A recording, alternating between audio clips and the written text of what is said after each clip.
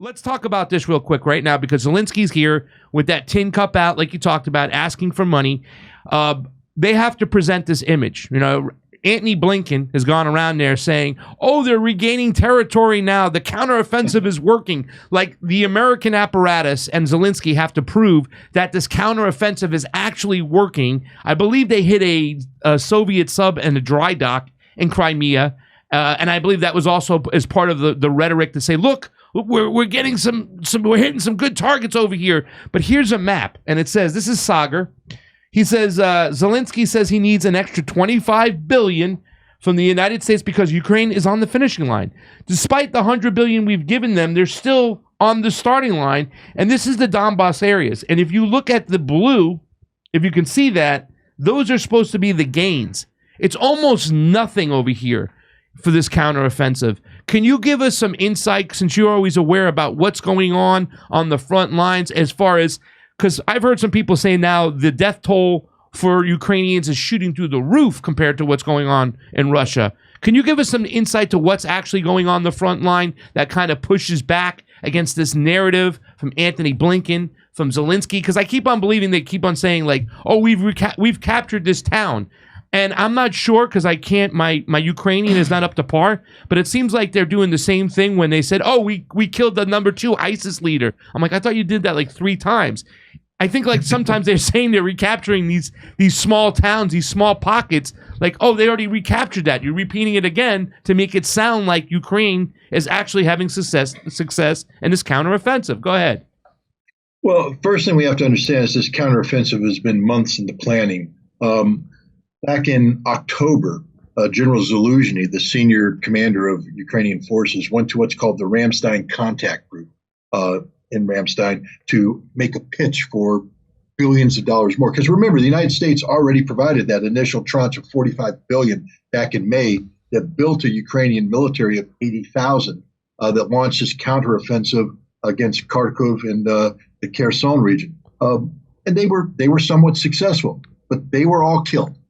Wounded, destroyed, gone. Whatever was left of them died in Bakhmut during the fighting in March, April, and May of this year. Very violent fighting. He said he needed 300 tanks, 500 infantry fighting vehicles, 500 artillery pieces, unlimited ammunition, et cetera, et cetera. And there's a lot of debate in NATO who's going to provide what, da-da-da. But the bottom line is NATO did pony up this equipment. And NATO did train around 37,000 Ukrainian forces outside of NATO that were then outside of Ukraine that were then brought back in. Another 20,000 were trained inside Ukraine to man this equipment. So that's about 60,000 troops. In addition to that, in the vicinity of Bakhmut, where that heavy fighting was, Ukraine built up another 8 brigades worth another 40,000 troops to launch an attack there. So 100,000 Ukrainians were mobilized specifically for this counteroffensive. The counteroffensive began around June 4th.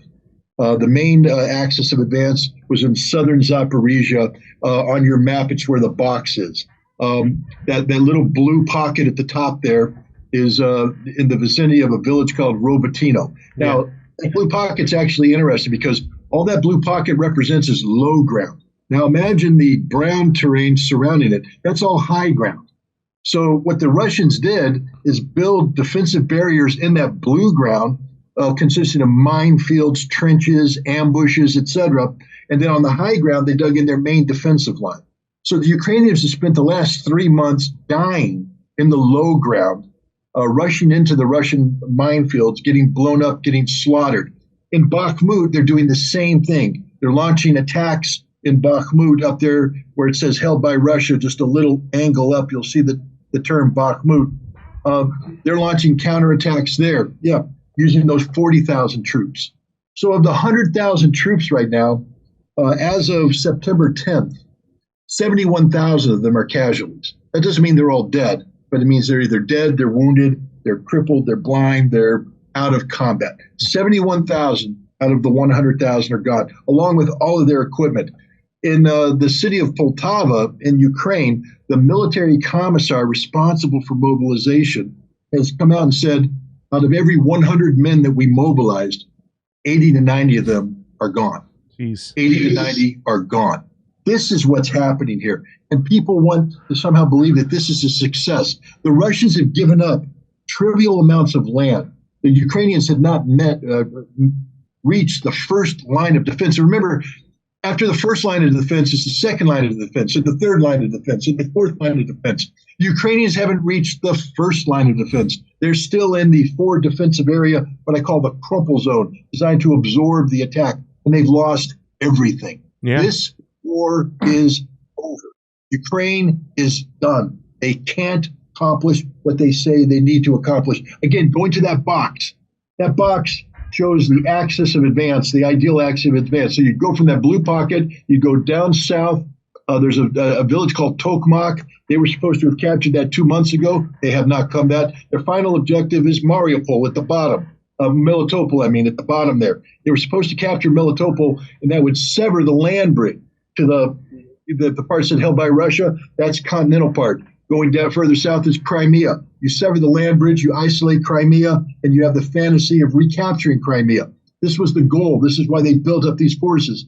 They haven't come close to accomplishing that. They are stuck in the low ground near Robotyno, being slaughtered by the Russians. And for all you out there, ladies and gentlemen, if you ever see the movie The Rock, the SEALs come up from underneath the ground. They're going to try to go back and take the away from the Marines. Ed Harris had them, and they saw them coming, and all the Marines were up on top, and all the SEALs were trying to come up from the bottom, and Ed Harris told them, like, we have you. We're on an elevated ground. It almost sounds like what you're talking about over here, that this is the low ground in which they're trapped and there's no way for them to go. You said the absorption zone. Is that what you're kind of referring to over there, where the Russians are so... Because, Scott, there's this argument out there, there was this narrative that was put out in the beginning of this war, that the Russian military is just a bunch of sloppy idiots. They're not trained well. The Ukrainians have had, Blackwater training them, and a lot of weaponry, and they're much harsher fighters. Can you provide a little insight to that when you talk about this high ground and this low ground, this absorption zone? Well, what's important to note is that this defensive barrier here is representative. It's standard. It's an adaptation of standard Soviet defensive doctrine that has been in part of the Russian military since the end of the Second World War. But it was adapted when the Russians went into Ukraine early on. And they began fighting the Ukrainians. I think everybody realized that everything people thought they knew about modern war, throw it away. That modern war is far more lethal, far more dangerous, far more bloody and violent than anybody admitted. It's not me saying that. General Christopher Cavoli, the commander of U.S. forces in Europe, spoke at Oslo in January to a NATO defensive forum, and he said just that. The scope and scale of the violence is beyond our imagination. We couldn't consider what is going on here. If you can't imagine it, you can't prepare for it. And so even Russia, I think, was taken a little aback on it. It doesn't mean that they're bad soldiers. The Russians are very adaptable. There was a general named Alexander Romanchuk, and he was the deputy commander of the 58th Combined Armed Army that was doing a lot of the fighting down there in the Zaporizhia area. He was pulled out of the fighting and sent to the Combined Arms Academy, where he rethought Russian defensive warfare, reconceptualized it, and he wrote a new manual. He actually published an article, which I read about it. He explains this. And it redefined Russian defensive doctrine. And then they pulled him out of the academy, and they put him in charge of building the defense. Guess where? Right there, right in that box. He's the man who built the defense. And it is, and even General Miley, all the Americans are going, wow, this is a pretty good defense. We can't crack this defense. Why? Because the Russians are pretty damn good at what they do. Yeah. And remember, the people manning this aren't the regular soldiers of the Russian army that were fighting at the beginning of the war. These are regular soldiers combined with the mobilized, the reservists, the ones that we're told don't want to be there, don't want to fight. Yeah. In addition to them, there's 300,000 volunteers. I'll give you a little story. I have a friend that lives in St. Petersburg, and he was talking about how many of these skilled professions, when we say skilled, there's a book called Outliers, and they said before you become an expert, you need to spend 10,000 hours doing something.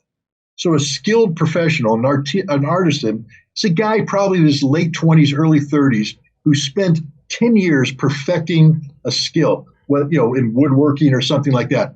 They said in St. Petersburg, there's no more skilled professionals. Why? Now, these are people who are making a good living, a damn good living. People who don't need to go to war. They're of the age where they're probably married, they have young children. Why are there no skilled professionals in St. Petersburg? Because they've all volunteered to go to war to defend their country. Yeah. 300,000 of them have volunteered, trained. There was a famous video, become famous, that showed one tank. They call it the kamikaze tank. Alyosha is the name of the tank. And it charged against 8 Ukrainian vehicles, 2 tanks, 6 armored fighting vehicles, destroyed them all. The composition of that tank crew, 1 professional soldier, 1 volunteer, and 2 mobilized.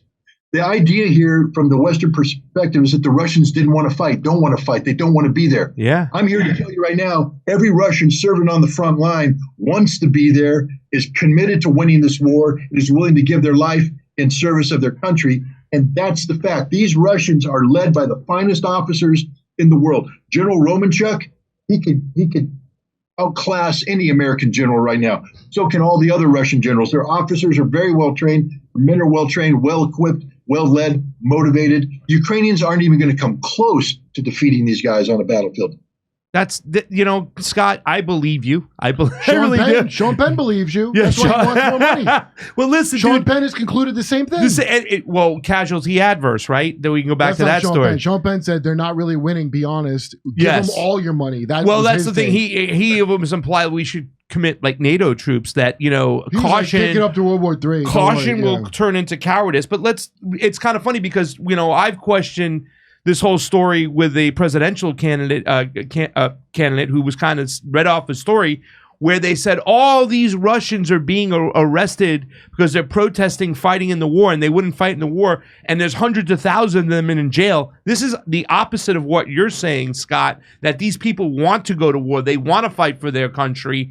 And I do believe you when you say these things, because I think it's bullshit that to say the opposite. They understand what's going on, the existential threat. Also, what makes people stop wanting to fight for the country, because I'm sure plenty of Ukrainians want to fight for the country, is just getting thrown into a meat grinder and it's a death sentence just getting into it. Well, let's talk about that, Scott, because you did mention something here. That was the Russian side. The Russians, you're reporting that they want to go to war and fight. It's almost like after 9/11, so many people in America joined up to fight for their country. I would think the same thing while there's a threat in our border. So I've always believed that, and I've always believed the rhetoric of them getting arrested for not wanting to fight was just propaganda for the Americans, right? Okay, let's talk about the Ukrainians. Not a day goes by that we don't see on Twitter or Instagram Ukrainian soldiers showing up at somebody's house, beating the shit out of them, throwing in a van, take them to the front line for the meat grinder. You just said right over here, almost 8 out of every 10 soldiers at this point for this counteroffensive has either been injured or hurt or dead or killed. What's going to happen now? Because, the Americans can give long-range missiles, different types of weaponry that might not be helpful on the front line, but striking from a distance. But we've heard stories that there's close to 500,000 now Ukrainian soldiers dead. What are they going to do moving forward to fight this war? They're going to run out of troops. What's going to happen? Is it just sooner or later this is endgame now? Yeah, here's the thing. The Ukrainians have a large army, a very large army. And at the beginning of this war, there was a very large, well-trained army. NATO had been training Ukrainian forces from 2015 up until the very start of this conflict. Training them to NATO standards. And so these are well-motivated, well-led troops. Not all of them are Nazis. In fact, the Nazis, the nationalists, are actually a distinct minority at the start of the war. Now, many of these guys were suffered. I mean, an elite unit, the Elite Special Forces Unit of Ukraine, their commander said sometime in the summer of 2022, he said, I've lost 80% of my men. 80%. These are the best. These are men that were trained to NATO standards. When they would have training exercises with NATO, the NATO forces, our guys, special forces, Green Berets were going, these guys are pretty damn good. They're really top of the game. Well, 80% of them are gone. And you know how long it takes to train a highly qualified special forces operator? Years. Instead, they're replacing them with fresh recruits out of basic training who don't have the skill set, but they're being asked to do the same thing. And so they're dying even quicker. The same thing with the rest of the Ukrainian military. They go in, they were well motivated, they fought very well, but they're taking casualties, lots of casualties. And like I said, by the beginning of summer 2022, the original Ukrainian army had been decimated, eviscerated. Their huge casualties. So they're replacing them. but they're replacing it with people that want to fight, people that are volunteering, saying they want to fight. They're motivated. To show you the extent, the idea that the Ukrainians are somehow incompetent is absurd. The courage that these Ukrainian soldiers are displaying in going into the Russian defenses. You know how much balls, excuse my language, but the balls it takes to advance into that kill zone there in Robotyno? It's more balls. It's more balls than most Americans have. I'll tell you that. Okay. Most Americans would turn and run. Ukrainians are going into that, being slaughtered, and they keep advancing. Being slaughtered, and they keep advancing. So they have huge brass balls. In the battle for Bakhmut, when Wagner was in there doing the fighting, the head of Wagner, Prigozhin, before he died, told a story about how the Wagner troops went in and surrounded about 20 Ukrainian soldiers in a building. And the Ukrainians had no chance. They were surrounded, and the Russians said, "Hey, brothers, surrender. Surrender. We'll treat you well. We're not going to hurt you. We're going to come out and all that stuff." You know what the Ukrainian soldiers yelled back? "Russians don't surrender." You see, they're Russians. They know they're Russians. "Russians don't surrender" is a line from the Second World War, a very famous line when the Germans surrounded a Russian officer. He said, "Russians don't surrender," and he blew himself up with a hand grenade. These Ukrainians that are fighting the Russians are the same damn people as the Russians fighting the Ukrainian. The same people with the same courage, the same tenacity, the same will to sacrifice for their country. They're just dying for Ukraine. The problem is all of these brave Ukrainian soldiers have died for their country. What's left are people that don't want to fight. And so you have to mobilize them. Remember, there's still a lot of Ukrainians on the front line that want to fight for their country, but the numbers are reducing. You need to replace the gaps in their lines with these new troops. They don't want to be there. They're being hijacked they're being given 21 days. And it's not that they don't want to be there because they're cowards or because they don't believe in Ukraine. They don't want to be there because they're not getting any training. They're not getting any experience. They're just being thrown straight into the meat grinder. That's why, because when they get to the front line, these are troops that, had they been trained properly, been given good leadership, given a modicum of hope to survive on the battlefield, might perform as admirably as everybody else. But when you arrive on the battlefield, confused, you don't know who your commander is, you have only a handful of bullets for your gun, you don't even know how to shoot the gun properly, and then you're told to go fight the Russians, and what the Ukrainians are all saying is, the Russians are pretty damn good. Yeah. They just did an interview in a magazine where the Ukrainian soldiers, these are experienced Ukrainian soldiers, saying the Russians are better than we are. They're better equipped. They're better motivated. They're better trained. They're kicking our ass. Yeah. And these are the highly trained Ukrainian soldiers saying that. Now imagine yourself being this totally untrained person. You get to the front lines, and next thing you know, the Russians are sending a leaflet to you saying, "Surrender and live." Mm-hmm. And they've watched wave after wave of their soldiers go forward and get slaughtered. And suddenly they decide, "I want to live." They surrender. And that's what's happening here. There's a growing recognition in Ukraine that you can't take people off the street, give them 3 weeks of basic training, and put them in the front lines and expect them to live. This is why the Poltava military commissar is saying 80 to 90 out of every 100 guys we mobilize are dead, wounded, crippled, otherwise incapacitated. Yeah, but, Scott, I think you're looking at things in a very pessimistic way, especially coming from an American's point of view. Remember that this is only 3.5% of our...